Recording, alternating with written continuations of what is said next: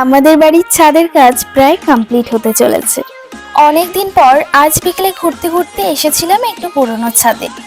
ওই দেখতে এলাম কতটা কাজ হলো। আর এখানে এসে তো অবাক, আকাশটা দেখো কত সুন্দর লাগছে। এটা হলো গতকাল বিকেলের ভিডিও।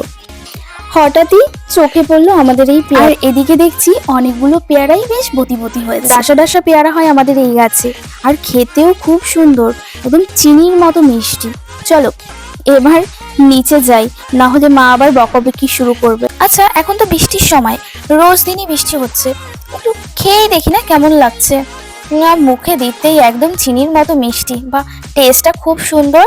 আর এখনো এগুলো বড় হয়নি, ছোট আছে, দু একটা পেকে গেছে, কারণ প্রচুর বৃষ্টি। ভাবলাম তোমাদের এই ছাদটা ভালো করে ঘুরে দেখাই, তার জন্য আমি এখন যাব আমাদের যে বাথরুমের ছাদ সেখানে। একটু ভয় ভয় করছে যেতে, কিন্তু চলো যাই। এখন আমি এই ছাদ থেকে পুরনো ছাদে নেমে গেছি, এবার আমি ওই সাইডের বাথরুমে যাব। চলো যাই, আর ভিডিওটা দেখতে থাকো। এখন আমি ওপরে উঠবো, ওপরে উঠে ওই সাইডে দেখতে পাচ্ছ আমাদের বাথরুম, ওই বাথরুমের ছাদে যাব। একটু ভয় ভয় লাগছে, বাট করেঙ্গে ইয়া মরেঙ্গে এরকম একটা ব্যাপার মনে পড়ছে। আমাকে পারতেই হবে। আস্তে আস্তে আস্তে আস্তে থেকে স্পিড মোশন নেমে পড়লাম। বাহ, আমি চলে এসেছি আমাদের এই ছাদে।